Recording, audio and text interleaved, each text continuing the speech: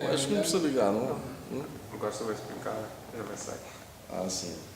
Então, volta-te para ti mesmo, né? A verdade habita o homem interior.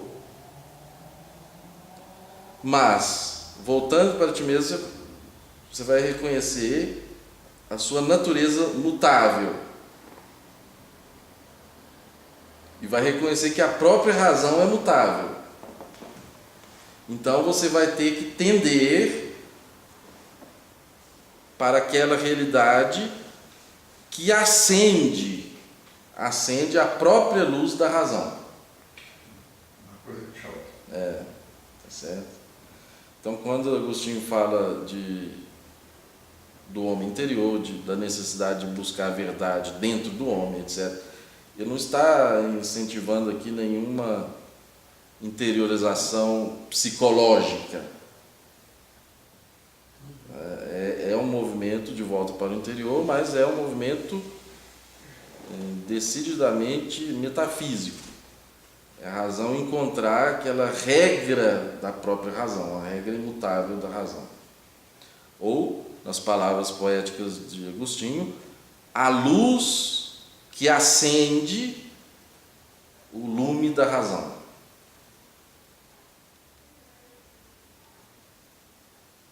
Tá certo? Isso tudo nós dissemos para entender Platão, né?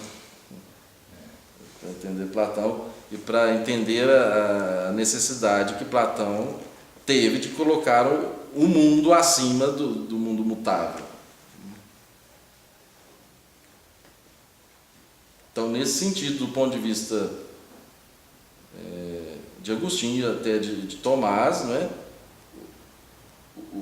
Platão, ao reconhecer que existe um mundo para além do mundo mutável, ele estava fundamentalmente no caminho certo.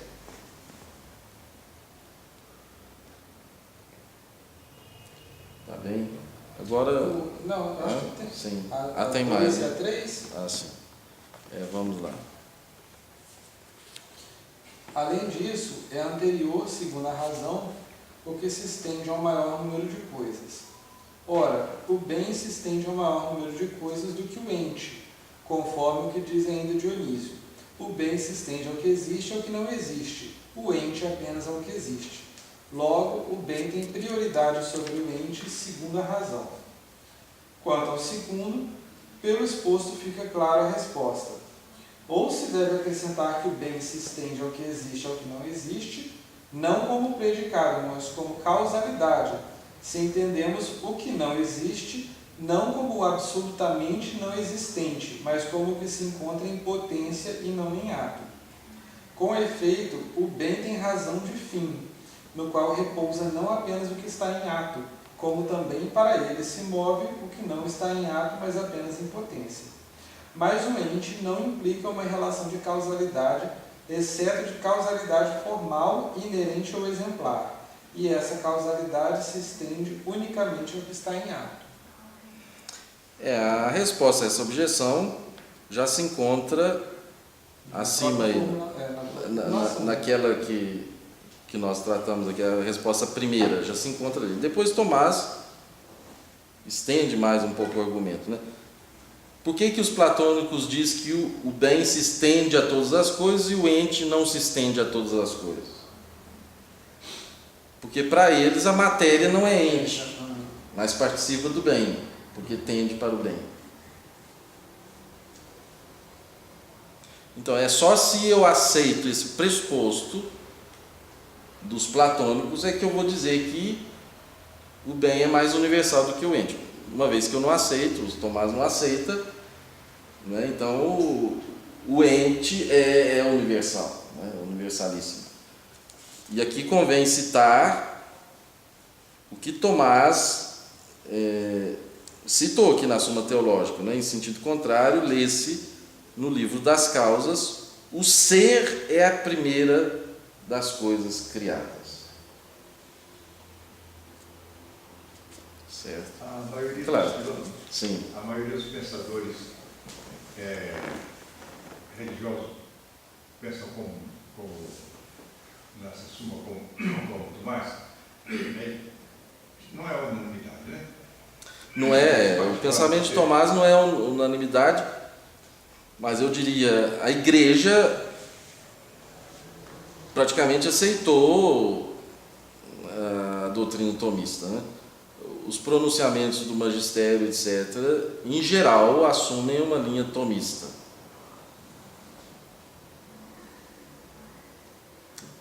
Se disse até que a igreja fez sua a doutrina de Santo Tomás. E no Concílio Vaticano II ele é o único teólogo a ser citado e recomendado. É uma boa. Um filósofo também. Recomenda que Sim. seja ensinada a filosofia de São Tomás. Agora, depois do Concílio Vaticano II, é claro, a igreja se abriu a um pluralismo teológico que antes não havia, né? Então, hoje em dia, por exemplo, nem todos os teólogos raciocinam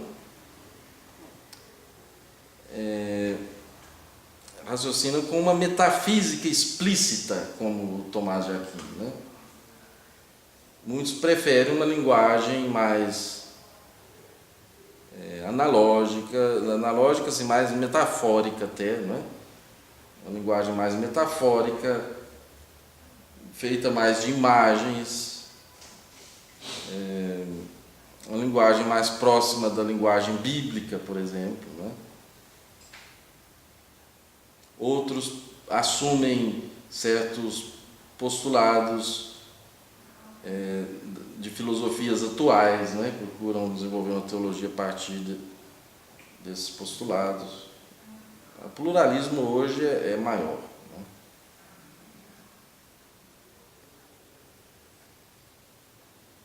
Isso é bom ou ruim? Existe um sadio pluralismo, né? Uma sadia pluralidade existe.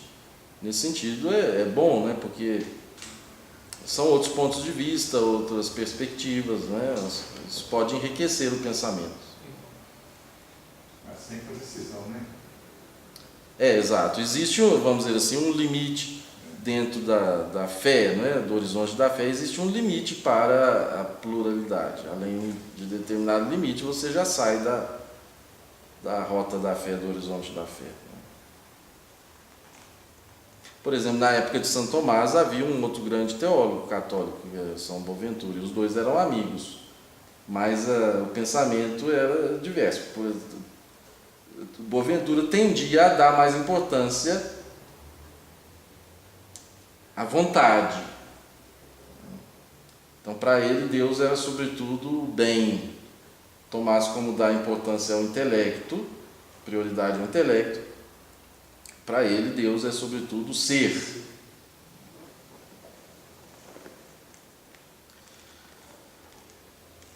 Muito bem, vamos. Sim. Além disso, o mais universal é primeiro segundo a razão. Ora, o bem parece mais universal do que o ente, pois o que é bom tem a razão de atrativo, e para alguns o que é atrativo é o não ser, como se constata nesse texto de Mateus a propósito de Judas. Bom fora para ele não ter nascido. Logo, o bem tem sobre o ente prioridade de razão. Quanto ao terceiro, deve-se afirmar que o não ser não é atrativo por si mesmo. Ele o é por acidente.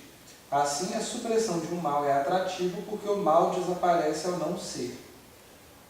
Pelo contrário, a supressão do mal não é atrativa quando pelo mal se é privado de um ser. Portanto, o que atrai por si mesmo é o ser. O não ser é somente por acidente, quando, por exemplo, um homem deseja um ser do qual não suporta ficar privado. Nesse sentido, por acidente, o não ser é chamado um bem. Aqui é o seguinte, às vezes, como aconteceu com a afirmação aqui, né, a respeito de Judas, teria sido melhor para ele não ter nascido, né?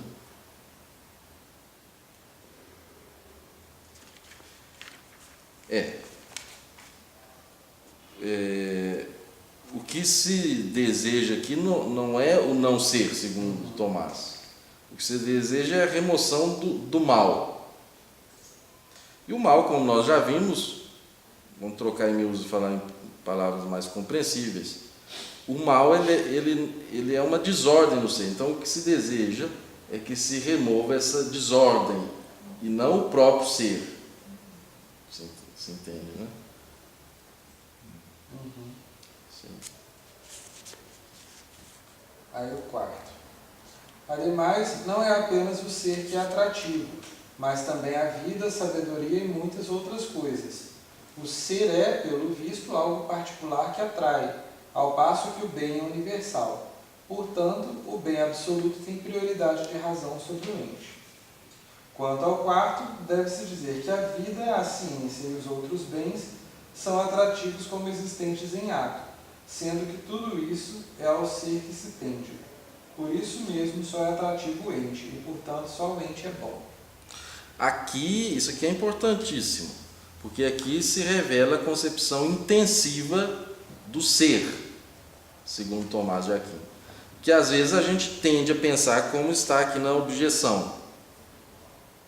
Ser é uma coisa, a vida já é uma perfeição a mais, né? A inteligência, outra perfeição a mais. Então o ser fica lá embaixo, né? E depois acima do ser tem a vida, depois acima da vida tem a inteligência, né? E assim vai.